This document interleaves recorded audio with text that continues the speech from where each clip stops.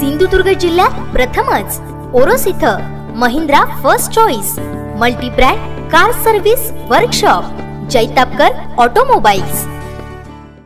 विकास कामे केल्यावर फलक झळकतात, पण कामं न करताच बोट लावणारं प्रशासन पाहायचं असेल तर आपल्याला जावं लागेल रत्नागिरी जिल्ह्यातल्या लांजा तालुक्यातील मठकडू गावात। या ग्रामस्थांची काय भूमिका आहे, एकूणच या प्रकाराबाबत पाहूया कोकणचा सत्ता संघर्ष। जैतापकर बिल्डर्स अँड डेव्हलपर्स 20 वर्षांपासून गृहस्वप्न साकार करणारं एक नातं विश्वासाचं। नमस्कार, रत्नागिरी लाईव्हच्या कोकणचा सत्ता संघर्ष या विशेष कार्यक्रमात आपलं स्वागत। आज आपण आहोत लांजा तालुक्यातील मठ गावातील कडूवाडी या वाडीमध्ये। इथे आजूबाजूला घरं आहेत, इथे पाणी सार्वजनिक पाणी भरण्याचं ठिकाणही इथे आहे। आपण बघू शकता इथे कोणत्याही क्षणी हा पोल कोसळून दुर्घटना घटू शकते। आता आपल्यासोबत या गावचे उपसरपंच आहेत।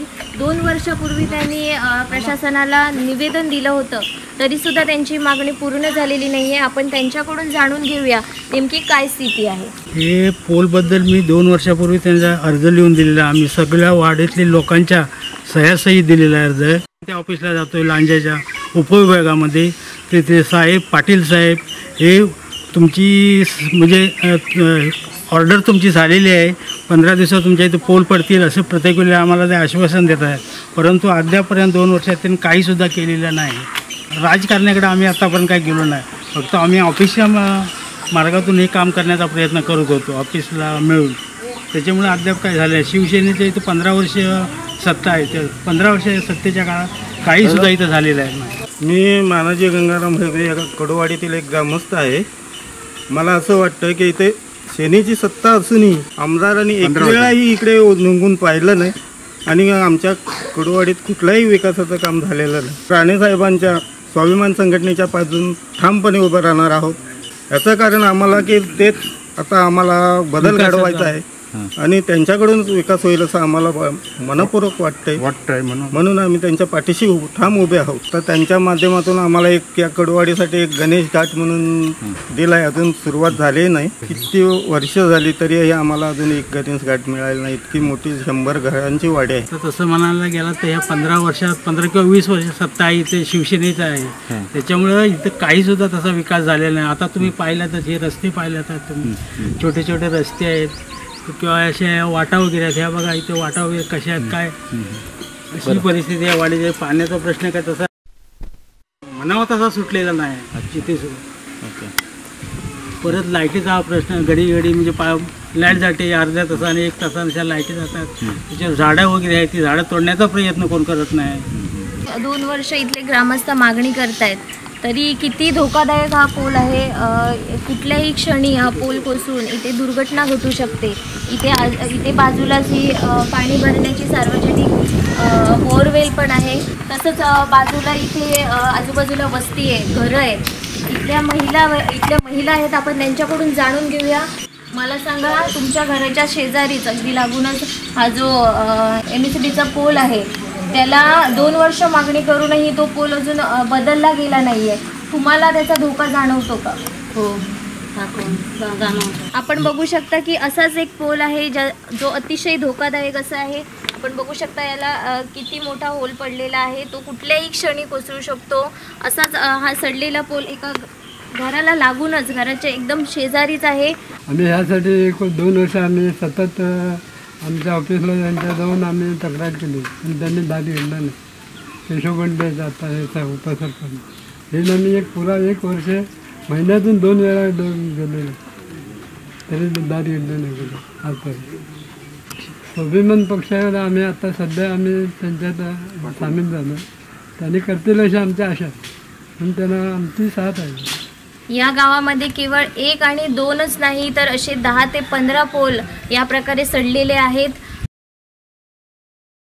आपण बघू शकता या कडूवाडीमधील ही पायवाट आहे। वर्षानुवर्ष इथले ग्रामस्थ या पायवाटेसाठी मागणी करतायत, निवेदनं देत आहेत। तसंच या पायवाटेचं इथून वरून येणारं पाणी आपण इथे बघू शकता की हे जे घर आहे त्या घराच्या अगदी समोरून जातं। या घरात पाणी अक्षरशः पुराची अवस्था इथे निर्माण होते।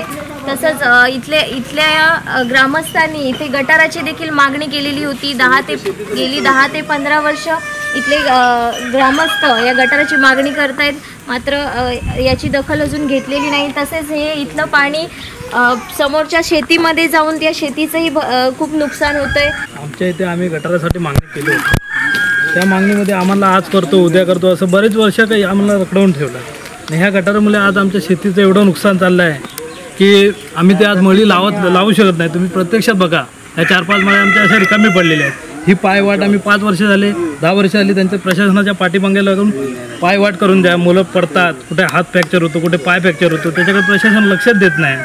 त्याच्यासाठी आम्ही काहीतरी तुम्ही करा, काहीतरी आमच्यासाठी करा असं आम्हाला एक हे वाटतं आहे. त्या हेतून तुम्ही पुढाकार घ्या, आम्ही पाठीशी आहोत. आम्हाला एक असं वाटतं की आमचा माणूस, कोकणचा विकास करणारा माणूस आमच्याच नजरेसमोर येईल आणि लोकांच्या नजरेसमोर जो माणूस आहे की संसदेत म्हणा, विधानसभेत म्हणा, ज्याचा आवाज उठेल तो फक्त आणि फक्त नारायण राणे त्यांच्याशिवाय कोणच नाही. आम्ही हा अनुभव घेतला, गेल्या 5 वर्षात अनुभव घेतला. विनायक राऊत असून देत, कोण असून देत, इतर असून देत, त्यांनी जे आमच्या गोरगरिबांसाठी करायचं ते नाही करता आलं त्यांना. सहज आम्हाला कुठल्या वाडीत किंवा गावात येऊन भेट देण्या इतकं त्यांचं हे नव्हतं. आमच्याकडे एक असा प्रसंग घडला होता, त्या ह्याच्याने आमच्याकडे त्या दृष्टिकोनातून तरी आले. आश्वासन म्हणजे त्याने आम्हाला दिलेलंच आहे. एक काम दिलं आमचं गणेश घाट करायचं, ते 2 लाख रुपये त्यांनी मंजूर करून दिलेले आहेत. ते गणेश घाटाचं काम दिलं आहे. ते पक्षात नसताना सुद्धा आम्हाला खूप काही सपोर्ट करतात आहेत. आणि आम्ही त्यांच्याकडे त्या दृष्टिकोनातूनच बघतोय की आम्हाला कुठेतरी आमचा विकास करायचा असेल तर आम्हाला त्यांच्याच पाठीशी उभे राहावं लागेल.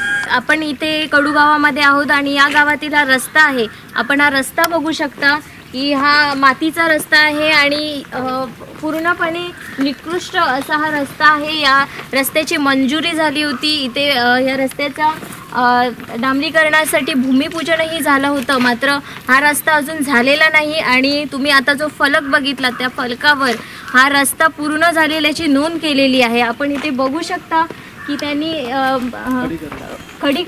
खडीकरण झालेल्याची नोंद केली आहे. तसंच इथे माती टाकून पूर्ण रस्ता झाल्याची इथे अगदी नोंद केलेली आहे. आपण जवळून बघू शकता काम पूर्ण झालेल्याची तारीख 31 डिसेंबरला हा रस्ता पूर्ण झाल्याची इथे नोंद केलेली आहे. कामासाठी 2 लाखाचा निधी इथे मंजूर करण्यात आला होता, तरीही हा रस्ता अजून आहे तसाच आहे. पूर्ण मातीचा इथे रस्ता आहे. आपण इथल्या ग्रामस्थांना विचारूया नेमका हा काय प्रकार आहे. पूर्वी ग्रामस्थांनी केलेला होता, श्रमदान करून रस्ता केलेला होता.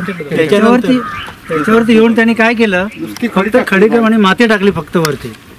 हा रस्ता आम्ही श्रमदान करून केला होता, कोणत्या निधीतून झालेला रस्ता हा नव्हता. ना आता हे काम पूर्ण झालं म्हणून सांगितलं, पण काम काय पूर्ण झाले नाही, अजून काम तसंच पेंडिंग बाकी आहे. आपल्याकडे परत येतील ना ते, त्यावेळेला त्यांना आम्ही उत्तर देणार त्यांना आम्ही. पण ज्यावेळेला आमच्या समोर येतील ना त्यावेळेला त्यांना आम्ही उत्तर देणार त्यांचं काय असेल ते. हो, ही फसवणूक आहे, एक प्रकारे फसवणूक होता. निलेश राणेंच्या माध्यमातून आम्ही त्यांना दाखवणारच आहे त्याचं उत्तर, त्यांना कळून चुकेल मग.